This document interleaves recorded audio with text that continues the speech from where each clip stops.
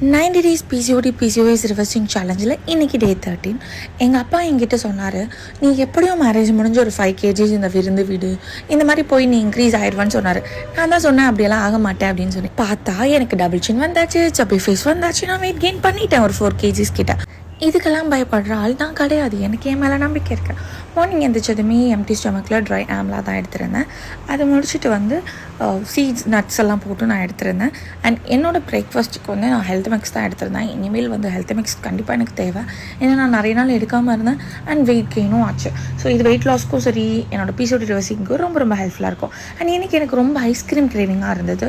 So avocado and பனானாவை அரைச்சி அதை ஃப்ரிட்ஜில் வச்சுட்டு ஒரு ஐஸ்கிரீம் மாதிரி குடிச்சிட்டு ஒரு ஆப்பிளும் இன்டேக் பண்ணியிருந்தேன்.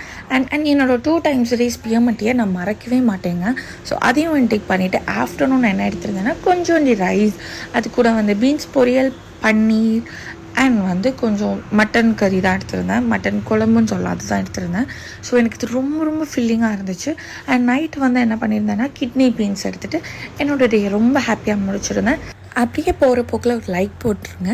நீங்கள் லைக் போட்டிங்க அப்படின்னா எனக்கு கொஞ்சம் எனர்ஜியாக இருக்கும். அண்ட் இன்னும் நிறைய வீடியோஸ் போடுவேன். பை.